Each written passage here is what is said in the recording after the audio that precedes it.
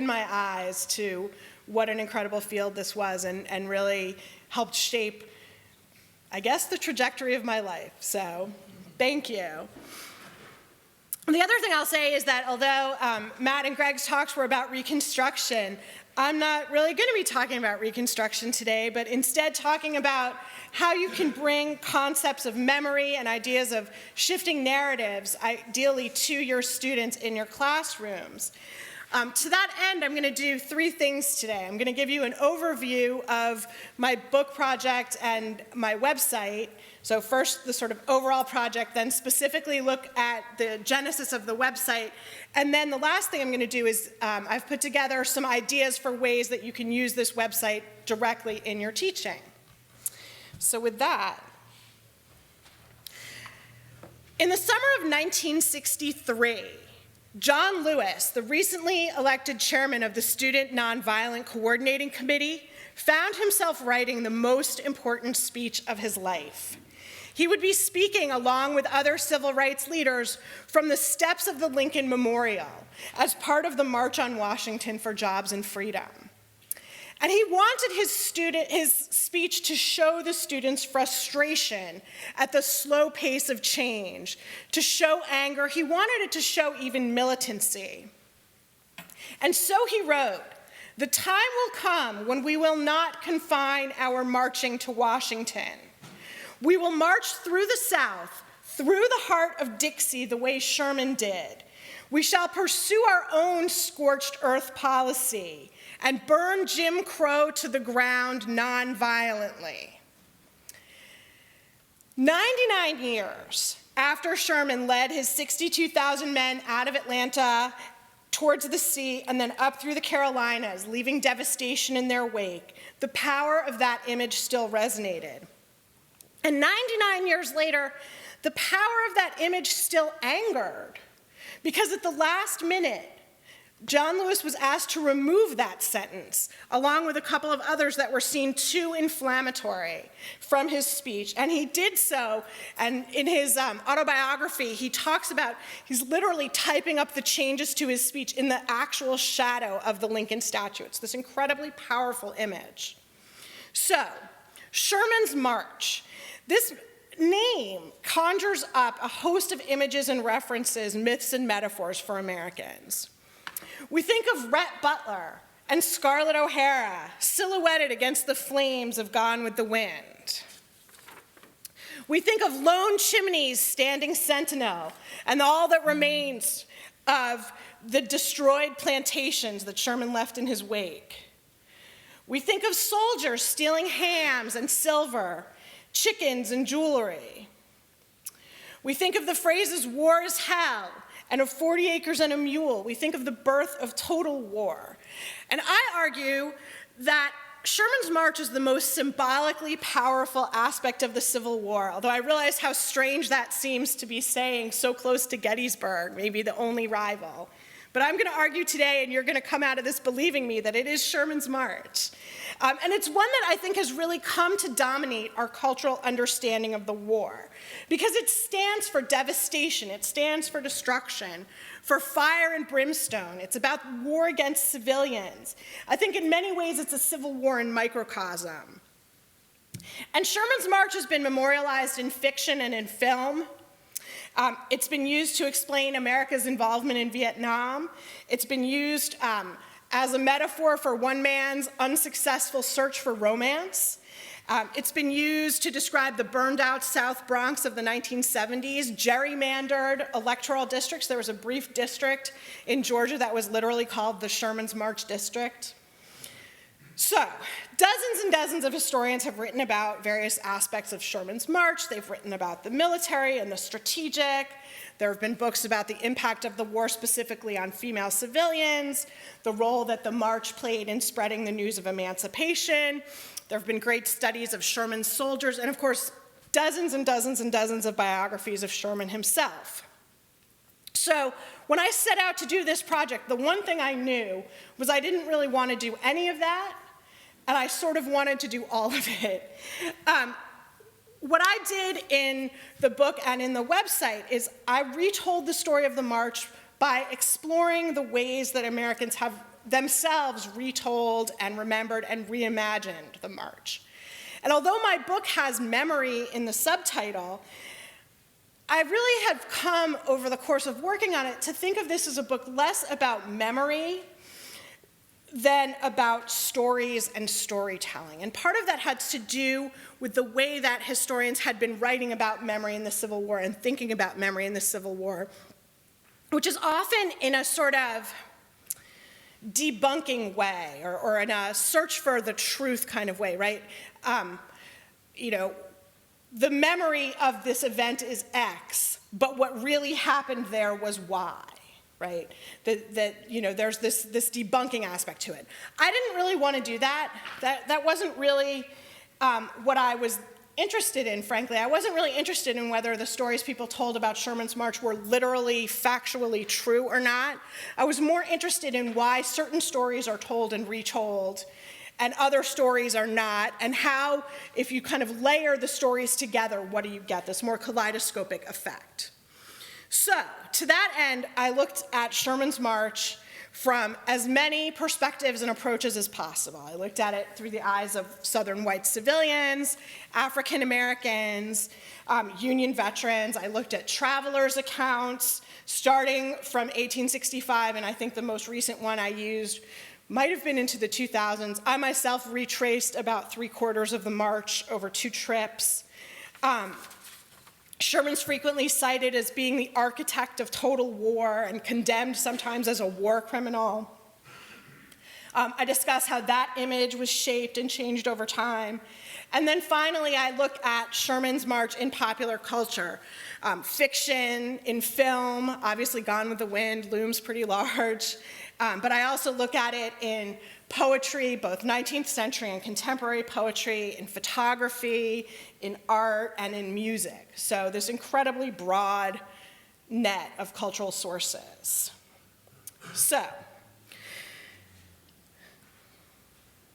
the nice thing about an audience of teachers is you all also pretty much know what's happening in the Civil War.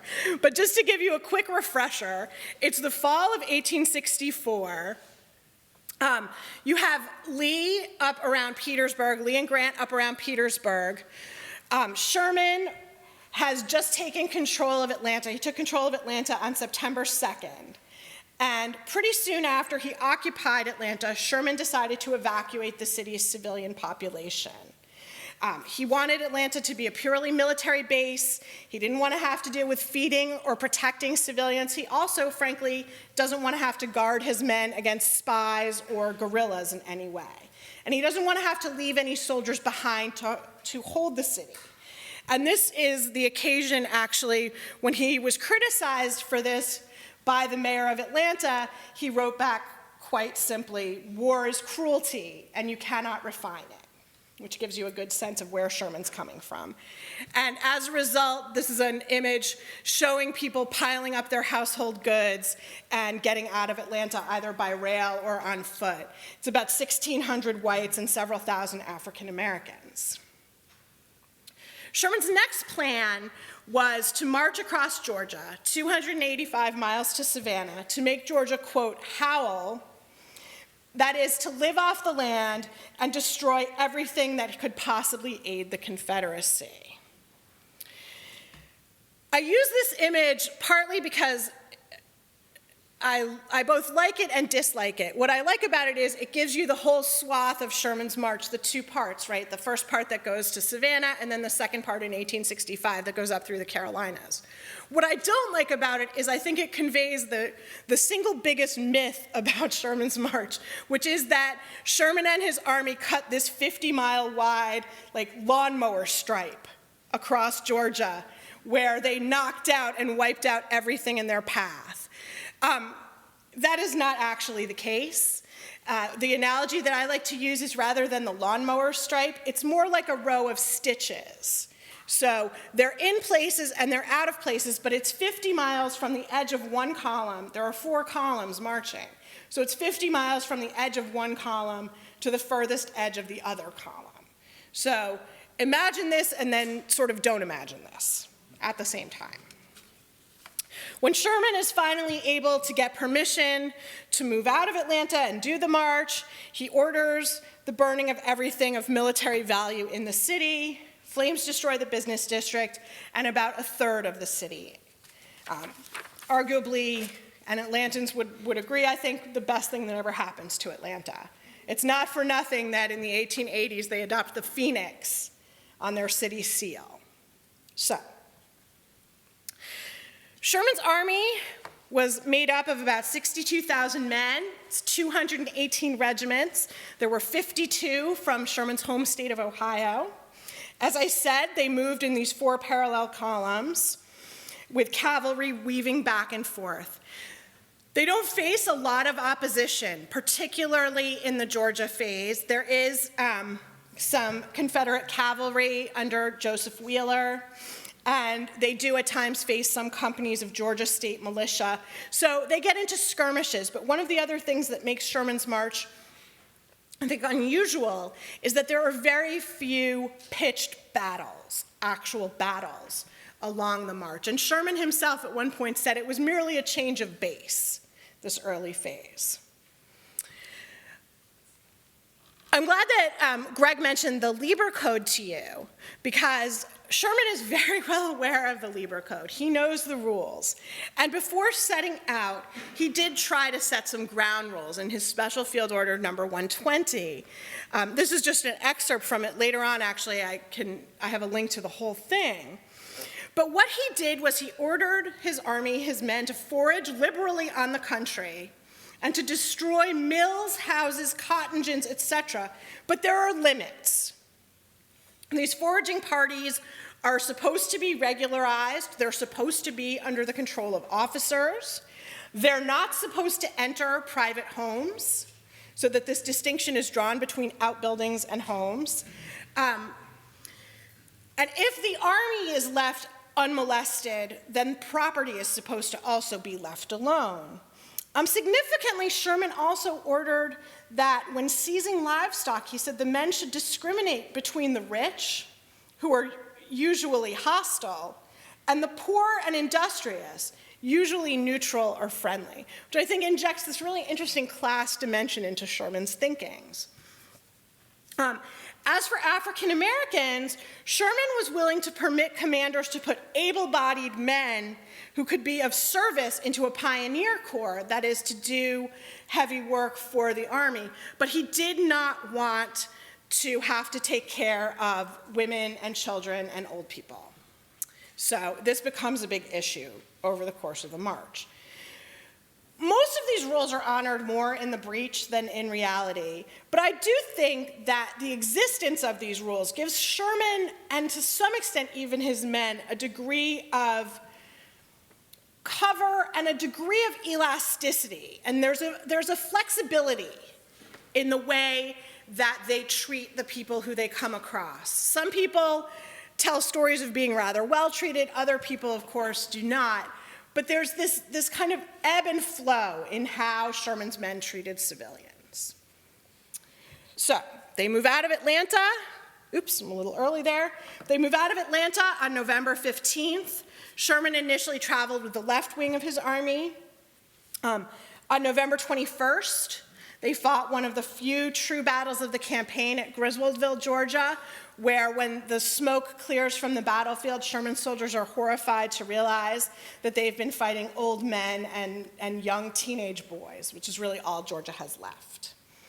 On November 22nd, they march into Milledgeville, which was Georgia's capital at the time, where they're greeted quite warmly by African Americans, much less so by the remaining civilians. The governor, Joe Brown, and the state legislature had fled just ahead of Sherman's army.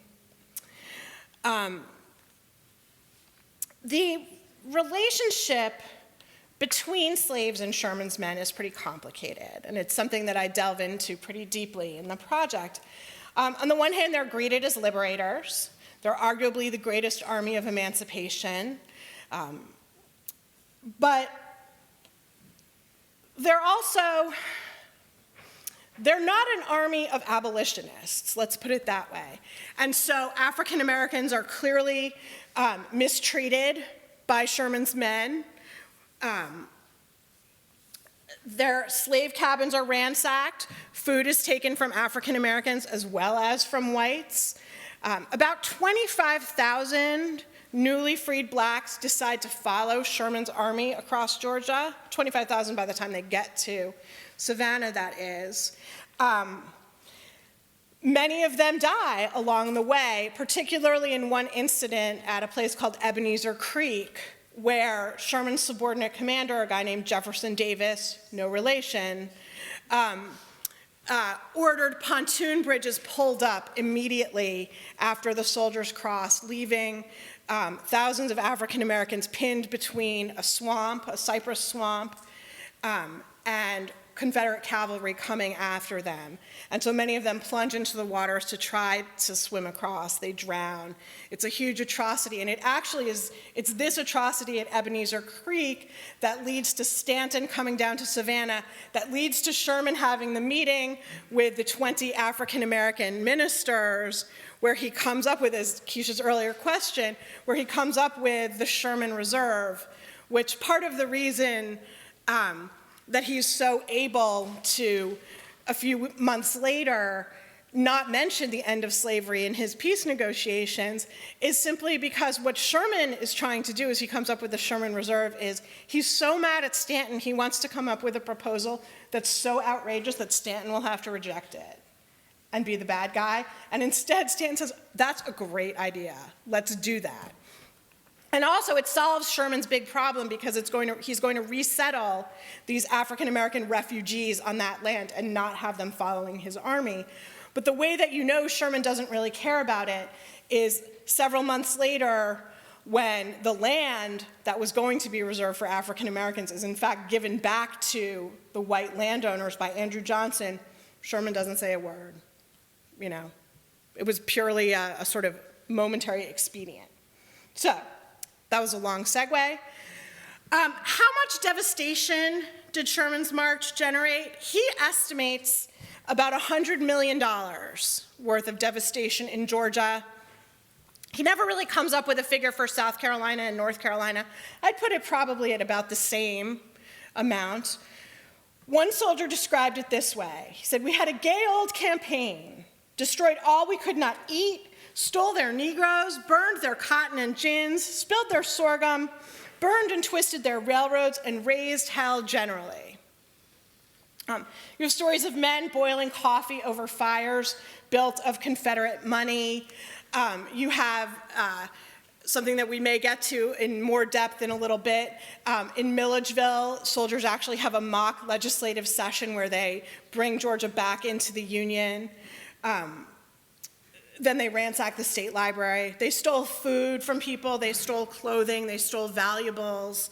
Part of the problem is also the unauthorized men who were known as bummers, who were foragers not under official control. They were stragglers, deserters at times.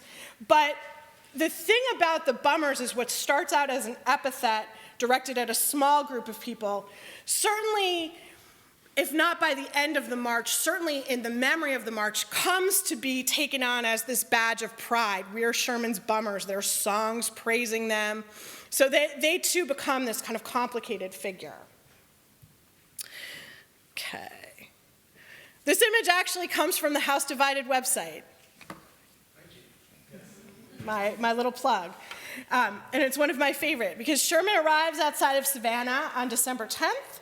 Finds the city defended by Confederates, temporarily bypasses it, captures Fort McAllister, reopens his lines of communications, and ultimately Savannah earns the sort of undying enmity of fellow Southerners because the city surrenders rather than allow itself to be destroyed by Sherman's shelling, and Sherman famously telegraphs Lincoln that he has a Christmas gift, which is the city of Savannah, with 150 guns and plenty of ammunition and 25,000 bales of cotton. So I've always loved this image of Santa Claus Sherman. The men spend the month of January in Savannah, and then Sherman and his men move out of the city. They march through the swamps of South Carolina. And there the Union veterans, they vent their anger on South Carolina in a way, the place that they believed began the Civil War. And there is a qualitative difference between Georgia and South Carolina. Sherman wrote about it in his memoirs in this incredibly disingenuous passage where he writes, "Somehow our men had got the idea that South Carolina was the cause of all our troubles." Somehow. Her people were the first to fire on Fort Sumter, had been in a great hurry to precipitate the country into civil war, and therefore on them should fall the scourge of war in its worst form. I saw and felt that we would not be able longer to restrain our men as we had done in Georgia, and I would not restrain the army lest its vigor and energy should be impaired. So, I can't control them. And by the way, I didn't want to, I think is what Sherman's saying. That Sherman, what's fascinating about Sherman is he both loved Southern civilians, Southern white civilians, and yet is the bringer of so much devastation. But for Sherman, he's very clear-eyed, and it's very simple. If white Southerners wanted the destruction to end, they could end it. All they had to do was surrender. And what you see is, from that moment, right, Sherman wants this soft peace, and he's very consistent with that.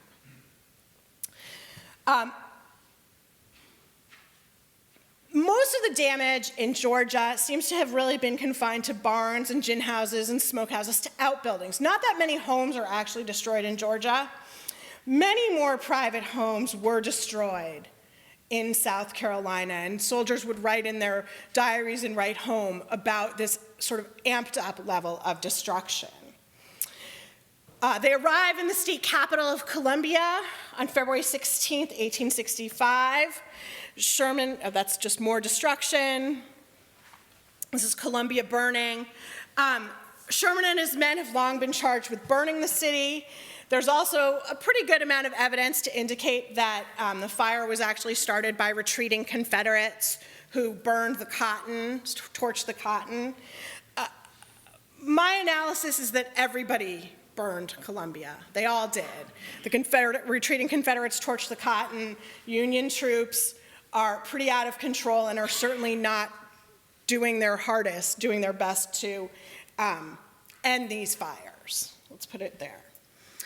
From there, then they move into North Carolina, a state they're supposed to be more favorably disposed to North Carolina. Sherman actually says, we want the men. They took the gloves off in South Carolina. They're supposed to put the gloves back on in North Carolina because North Carolina did have a more unionist population.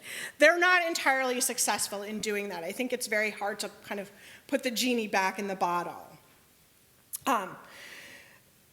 At this point, his sort of ultimate goal is, ultimately he's trying to get up to Virginia to reinforce Grant.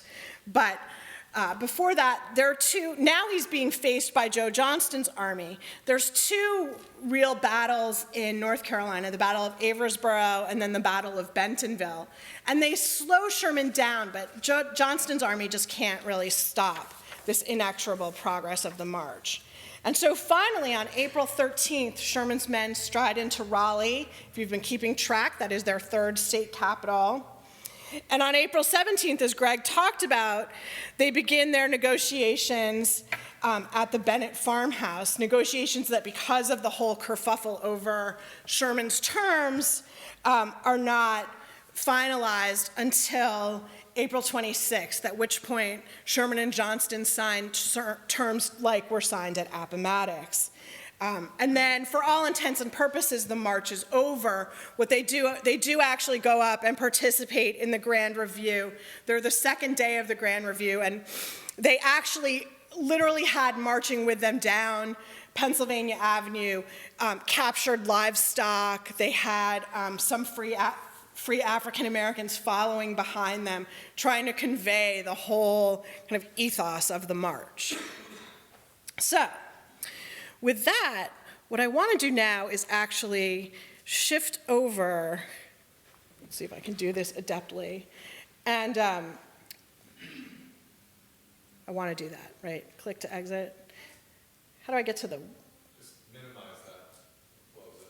Okay. And then pull up Google. Sorry.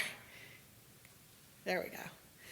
The Google tab to the right has your website already up on it. See it at the bottom? Oh, yeah. Yep, I got it. Not there. No, not there? Here, I'll, On the bottom bar, you see? that Next one? to the Adobe? Yeah, right there. Got it. Now they're also discovering that as a person who's used a Mac my whole life, I'm terrible on a Windows machine. How do I make it click? Here. Sorry. I think your tab, there it is. All right, I'm just gonna do it this way. Okay, so I started working on this project back in 2005 is when I started working on the book project. And I had worked on a big digital project when I was a graduate student, if you're familiar with the Valley of the Shadow project about Franklin County, Pennsylvania, and Augusta County, Virginia. And so I wanted to do another digital project. And what I wanted to do though was I didn't want to just build, I could have very easily built an archive of documents about the memory of Shermans March, but I didn't want to do that. I felt like I sort of knew how to do that. I'd done that already.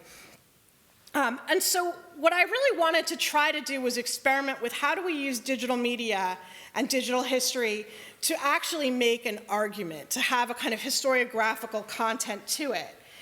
And how could I get across these really kind of complex ideas that I was playing with about storytelling and narrative and things like that? And what was incredibly fortunate for me was that we have this great team. We have a place at UMBC called the Imaging Research Center, which is under the broad umbrella, actually, of visual arts, where it's artists and programmers and animators who work together to create these incredible projects. And so I started working there with them, and they put me in touch with a professor from the visual arts department at UMBC, a woman named Kelly Bell. And we came up with a scheme for all of this, funded by an ACLS, American Council of Learned Societies grant. And so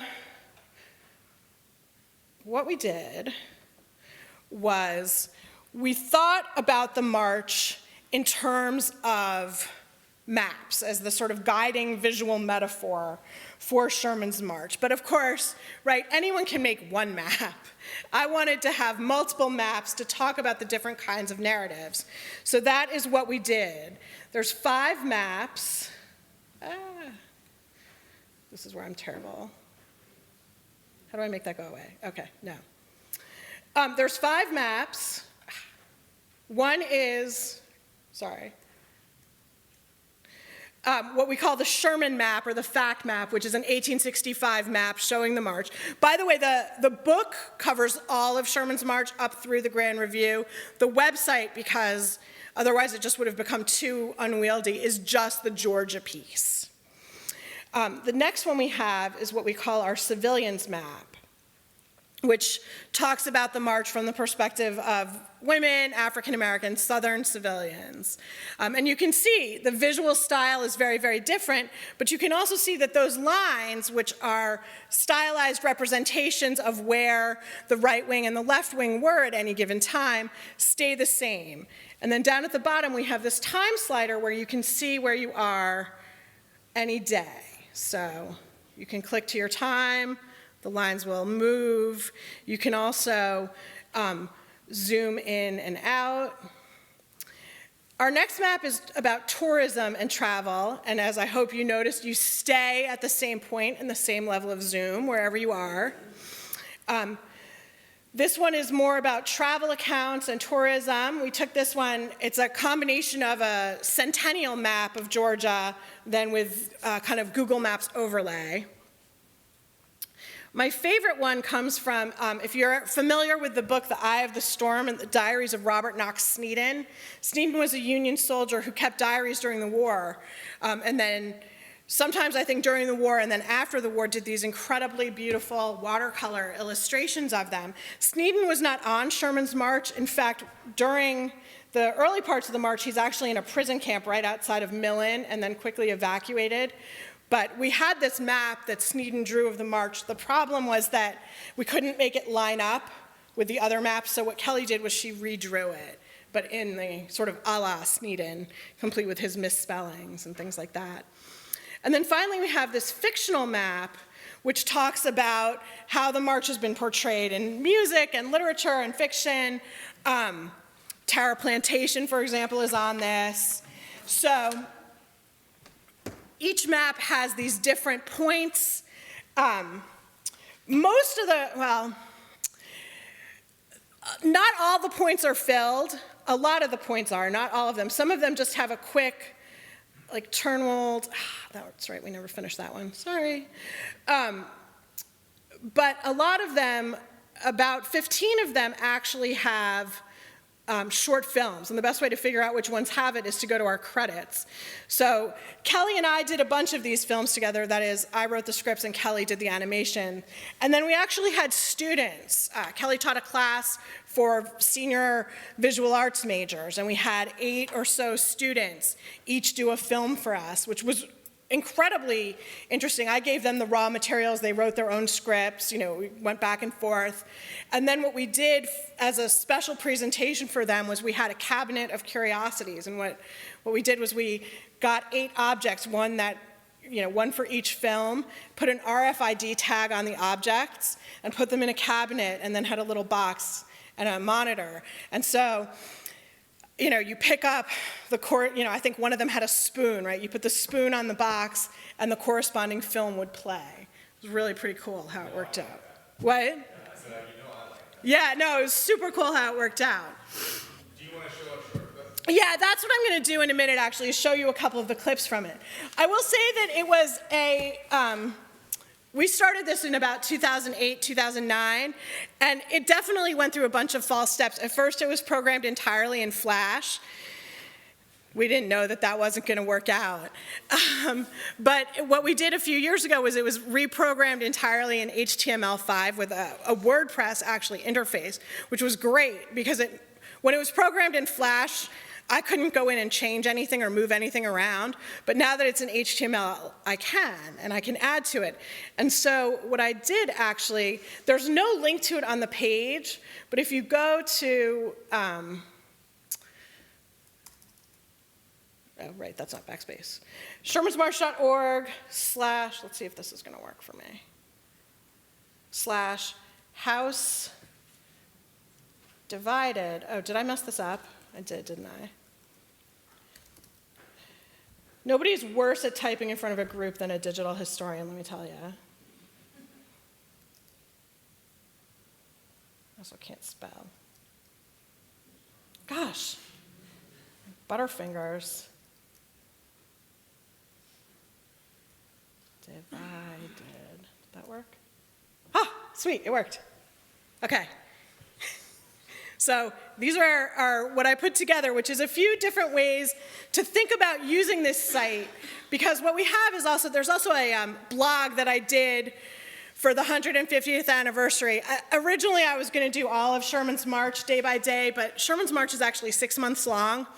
So I wound up just doing the Georgia piece and then a couple of, I think I got up through the burning of Columbia in February. But the Georgia piece is day by day with different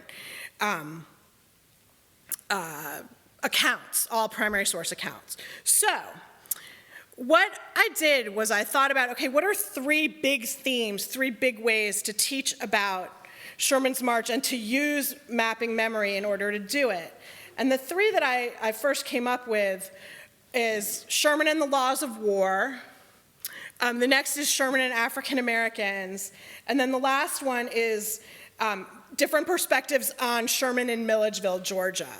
So what I thought I would do is actually go through, I think I'll start with the African American experience just because those are actually 2 of my favorite films. One of them was done by Kelly, one of them was actually done by a student. So what I want to do, so let's see. So if you'll indulge me, hopefully this will work. So the first film I'm going to show you is about Ebenezer Creek. The waters of Ebenezer Creek are dark, deep, and silent. The surrounding cypress swamp is calm and peaceful, an island of tranquility only 30 miles from Savannah.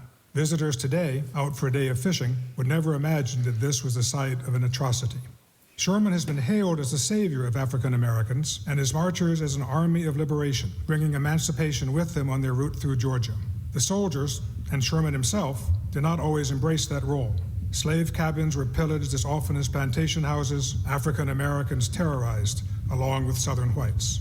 Sherman certainly did not believe in the cause of black equality and repeatedly sought to prevent black troops from serving in his army. He also did not want runaway slaves, or contrabands as they were known, to follow his army, arguing that these families slowed down his men and took away food and water that were needed for the troops. But the African American men, women, and children in Georgia didn't care what Sherman thought. What they wanted was to be free, and they saw Sherman's March as a means to achieve that. Thousands of them flocked to the Union Army, first in Atlanta, and then as the men marched across the state. On December 9th, the 14th Corps, under the command of Brigadier General Jefferson C. Davis, no relation to the Confederate president, was approaching Savannah and needed to cross Ebenezer Creek's deep, wide, and icy waters.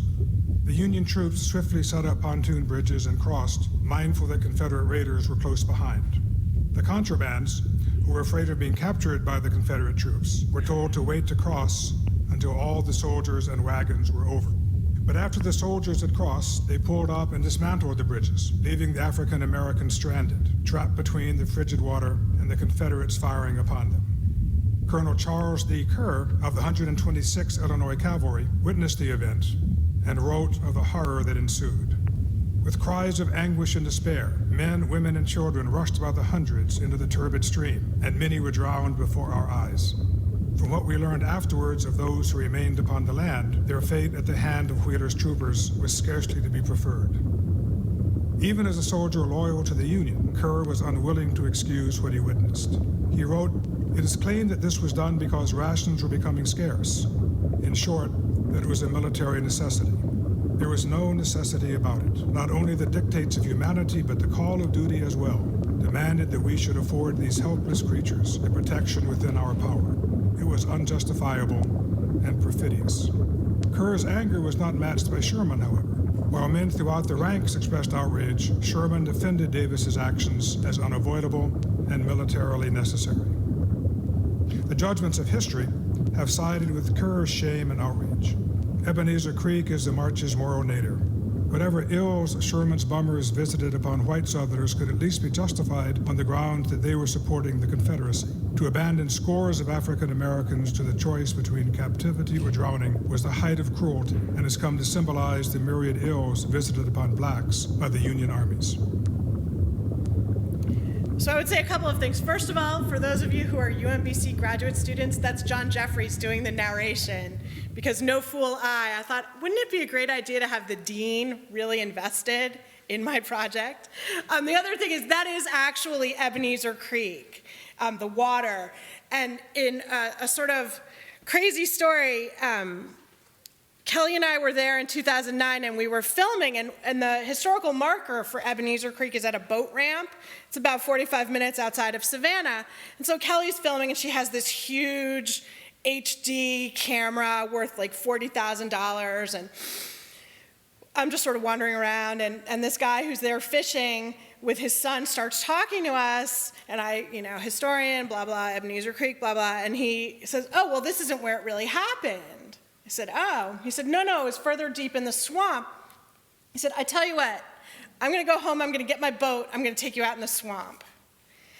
I'm a native New Yorker. I tried to protest, he would have none of it.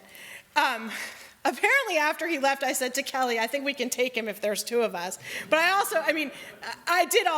very carefully wrote down his name and his cell phone number and put it on a piece of paper in our rental car on the theory that if we never came back, that would be the first clue. You laugh. But he was fabulous. He took us out for about an hour, really deep into this cypress swamp, so you could get really this feeling of why it was so terrifying. He also halfway through told me that he had his gun with him, which again, it's not really who I hang out with, but he was great, and we did get this amazing, amazing footage out of it, so, and a great story. I'm gonna show you now another film about the African American experience with Shermans March from a different perspective and made by one of Kelly's students. This is one of my favorites, if not my absolute favorite of the, no, wait, which one is it? Is it Sandersville? No, I'm afraid I'm gonna get the wrong one. I think it's Sandersville.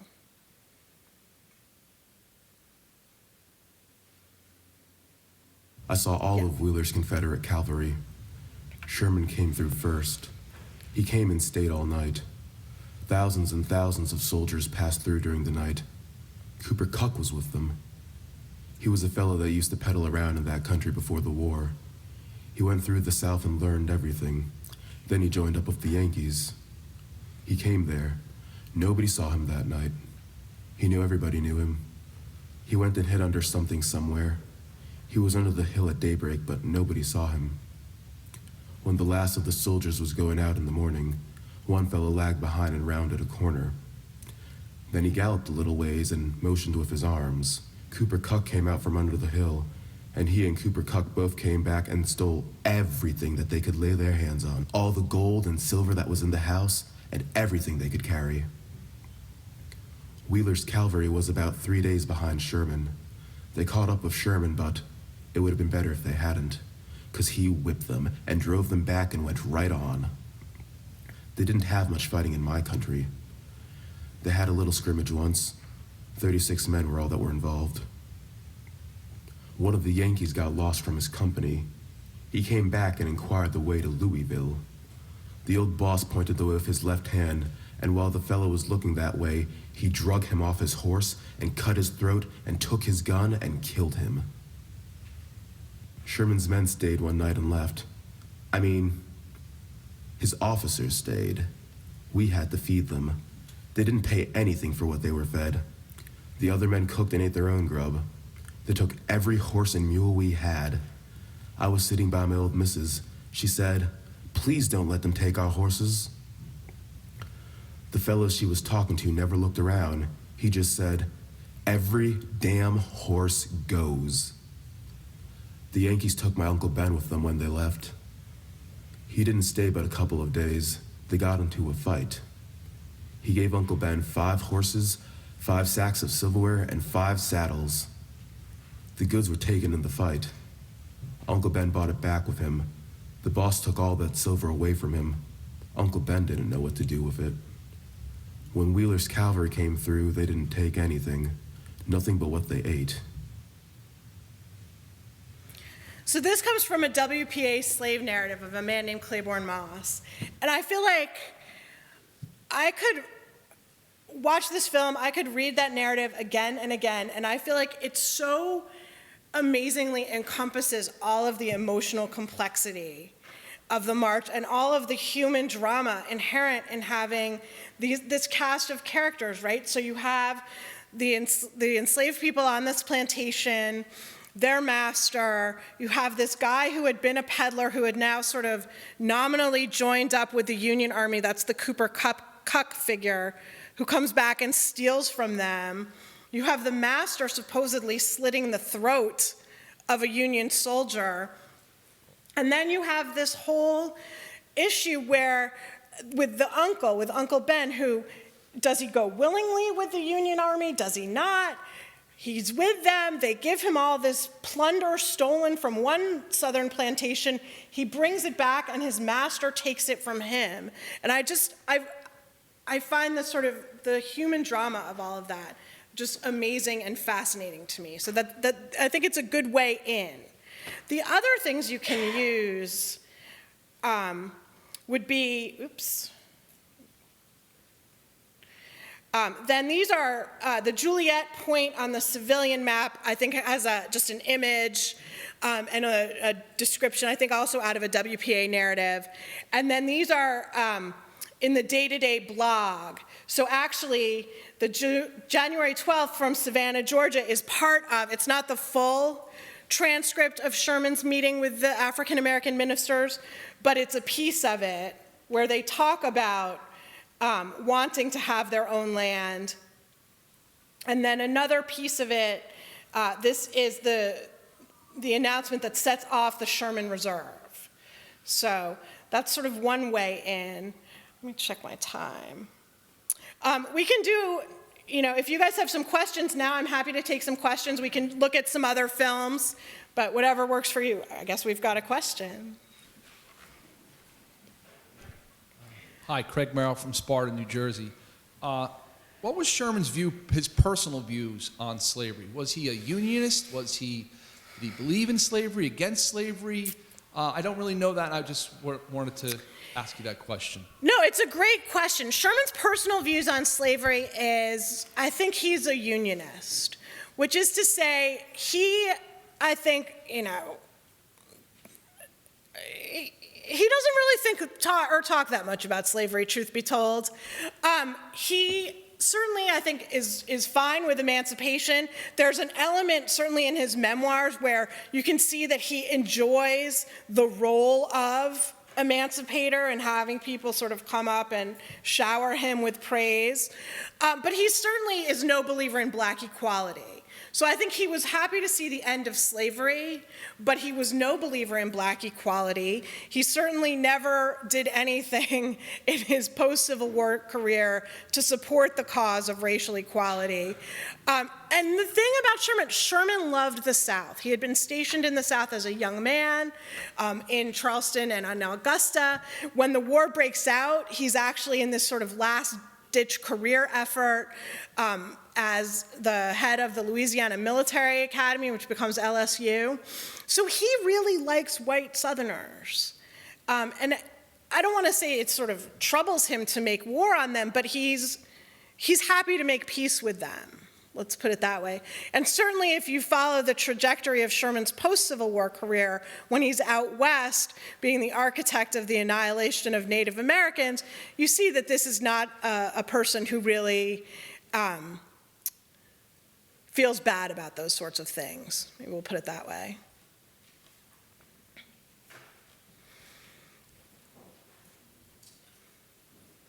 Getting a Pennsylvania connection, when Sherman was in Savannah, his military governor there was John White Geary, who was later governor of Pennsylvania. And when they left, the citizens of Savannah voted, or the town council voted a thank you to Geary for his administration of the city. My question is, how do Savannah residents today remember Sherman? Yeah, Savannah is funny about Sherman. I think it's a sort of mixed. It's more hostile than not, but not nearly as hostile as Columbia. The big Sherman sites are the Green Meldrum House. When Sherman comes into Savannah, the wealthiest man in Savannah, I believe his name is Charles Green, who was actually a cotton broker, who's British, actually offered up his house, ostensibly so that no poor Southerner would have to host Sherman. Now it's the parsonage for the church. I think it's like the Presbyterian Church or the Episcopalian Church. And in fact, in the late 70s or early 80s, William T. Sherman V was married there, which everybody had a big chuckle over. The other big Sherman site in Savannah actually is the cemetery, Colonial Park Cemetery, where, I believe it's Colonial Park, where his men camped in the cemetery. Remember, the men were in Savannah for 6 weeks or so, 5 or 6 weeks. So they camped in the cemetery, but what they did was they actually really vandalized it. And so they knocked over a lot of headstones, they graffitied on a lot of headstones. So, someone who died at 31, they would put a 1 in front of it, like yuck, yuck, yuck, right? 131. And actually, after they all cleared out, the citizens tried to put the cemetery back in order, but there were probably several dozen headstones and they couldn't figure out where they belonged. So what they did was they just bricked them into the walls surrounding the cemetery as this, kind of mute marker to, the depredations of Sherman's men. But of course, part of the reason that Savannah is because it didn't suffer any destruction during the war. So, and the other thing that people always talk about with Sherman in Savannah is because they come into Savannah on December 22nd, a lot of the soldiers actually, like they have some soldier dress up as Santa Claus, and a bunch of the men supposedly like carved up little wooden toys or took their rations and stuff, and they did like a little Santa Claus thing for the white children of Savannah. So, you know, there's that. Steph Jordan, Lower Dolphin High School. I have two questions. The first one is, did Sherman have any African American troops under his command ever? And how did they respond to his leadership? And if they weren't under his command directly, how did he feel about arming them? That is a great question, and the answer is no, he never did. He refused, actually. So he did not want African American troops under his command. That's part of the issues with him and Stanton. So Sherman refuses to have African American units under him. So he's already like a little bit in trouble with Stanton because of that. Then the news of Ebenezer Creek gets out because literally a soldier who witnessed it wrote his congressman and said, basically, you're not going to believe what just happened. This is terrible. And Sherman kind of shrugs his shoulders and doesn't discipline Davis for doing this. That's what makes Stanton. Stanton is so angry that he comes down to kind of ream Sherman out about it. So that's part of the issue, too, with Sherman, is that he's just not, he doesn't want to have to deal with African Americans at all, which is why, frankly, one of the things, the E.L. Doctorow novel, The March, which I don't know if any of you have read, it's actually, I mean, it's good. It's a really interesting novel. I think Doctorow does it came out around 2005. I think Doctorow does a great job of capturing kind of the imagery of the march, and his opening passages where he describes it as this like almost like this giant caterpillar kind of munching along is really great, and some of his characters are really vivid, but there's this whole subplot where Sherman becomes really taken with this light-skinned African-American child, and I can't do it. I can't buy it. The only thing worse than that is I read this novel that was published, again, mid-2000s. It started out as a blog, and now it's been self-published. You can get it as an ebook, although I wouldn't recommend it. It's a great premise. It's about African Americans and Sherman. They call it Sherman's Fifth Column, right? So great premise. And what happens is Sherman winds up getting involved in an affair with, the beautiful the beautiful slave woman who is freed, and now she becomes Sherman's lover, which already I'm like, you've got to be kidding me, no. And then Sherman's best pillow talk to her is, there's a school in my native state of Ohio called Oberlin University, and maybe someday you could attend it. Yeah, it's cringy. It's cringy. Just wouldn't happen. Other questions or other films? And while I'm bringing the microphone back to Jim Schmick, this URL you have up for the special teaching page, is that public? It is. I mean, it's public, but I just didn't put a link to it. Okay, so I can email it to the teacher. Yes, absolutely. Did you ever see the book A German Mudsill? No. You might want to check it out. It's really neat. It's a German who was in a Wisconsin regiment with Sherman, and it's everything he did with Sherman's Army. And what's really cool is the Confederate guerrillas were shooting the railroad workers. So Sherman captured Confederates all over the trains, so they couldn't shoot the guys anymore. Really? Yeah, I've never heard that. A German Mudsill. Well, No, I do have it at the store. And one more thing, why did they call the hockey team the Atlanta Flames? oh, they called them the Atlanta Flames after Sherman. Yeah, literally. Literally, and now they're the Calgary Flames. That's the first paragraph in my book. I actually did that as a little gift to my husband, who found that little tidbit for me.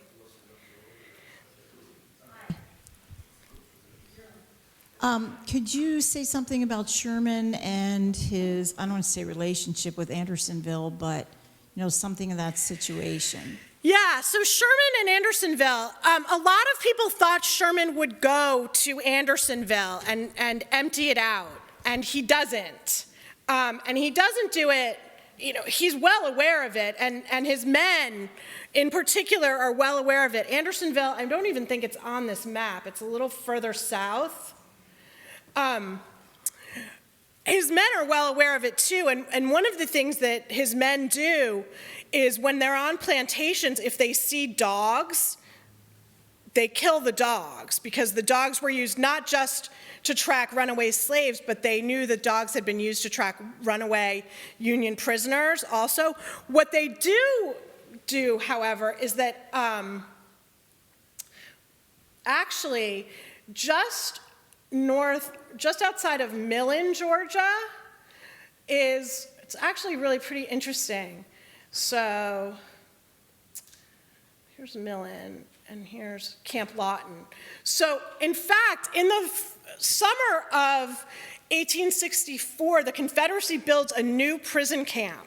And they build it outside of Millen at Camp Lawton, and it's for overflow from Andersonville. And it opens in October, late September, early October. It opens 6 weeks before Shermans March comes through. And in the 6 weeks that Camp Lawton is open, 700 men die. And so it's literally evacuated just before Sherman and his men come through. And they're horrified by what they see there. Actually, I can show you, we have a Millen film. This is one of the first films we did, and then I'll tell you what's wrong with it. Oh, wait, wrong map, sorry. Even I forget which goes where. Louisville, I don't want Louisville, Camp Lawton. I arrived at Magnolia This Springs is me. State Park, just outside of Millen, Georgia, on a gray March day. Okay. I wasn't sure what I expected to find there at the Civil War's largest prison camp. Camp Lawton was hastily built during the fall of 1864, thrown up to handle overflow from the notorious Andersonville prison. The site was ideal. The 40-acre stockade straddled the free-flowing Magnolia Spring, which provided water for both drinking and sanitation, had a hilly area for defensive forts, and was close to a railroad. Camp Lawton's first prisoners arrived on October 10, 1864, and within weeks, the stockade housed over 10,000 Union men. A mere 6 weeks after it opened, with Sherman's men heading for Millen, Camp Lawton was evacuated, with the prisoners scattered around Georgia and South Carolina. The marchers found an empty camp, but the obviously horrible conditions within the stockade, few huts, men forced to live in holes dug out of the earth, and hundreds of fresh graves, sickened and enraged the Union men. They, whether under orders or in spite of them, went on a frenzy of burning in nearby Millen, torching the railroad depot and the town hotel, the latter because of rumors that it had refused to sell food to the prisoners. Shermans March devastated the area around Millen and Camp Lawton. Most of the local grist mills and cotton gins had been destroyed, and many African Americans followed the army away, often never to return. Camp Lawton and its 3 surrounding forts were never used again, and the land reverted back to its original owners. A few years after the war, the federal dead were disinterred and moved away. The park today is remarkably peaceful. Cabins, picnic tables, and playgrounds range around the grounds. In the early 1980s, storyteller Jerry Ellis found children playing there who barely knew who Sherman was. But today the park has a number of historical markers and a short trail through the earthworks and prison site.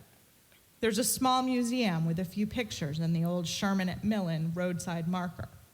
I could hear a school group off in the distance, visiting the park aquarium perhaps.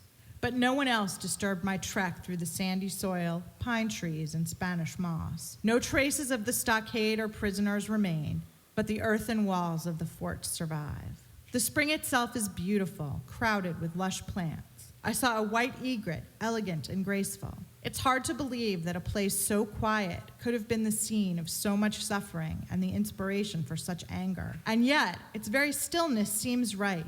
Its time as a prison camp and stop on Shermans March was only a brief moment for this place.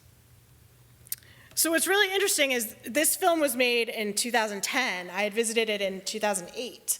And right around, I think around 2011 actually, they found the ruins. They did archaeological work, and they actually found the sort of footprint of the stockade. And so now they've done all of this archaeological work there at Camp Lawton and have found a bunch of artifacts, and there's a new book out telling the history of Camp Lawton. Like I said, it's only open for 6 weeks. So it definitely sort of sets them off. But yeah, they don't go to Andersonville, and the argument is it's not on the way. You know, there's lots of stories about why did Sherman go the way he went, and there is, people say, oh, well, he had the census map, and he went through the richest counties. It's like, well, he did actually have the 1860 census map, but he went the most direct route. Like, if you're gonna get to Savannah, that's pretty much how you're gonna go. And he's most focused on getting to Savannah, where he can reopen supply lines, reopen communication lines.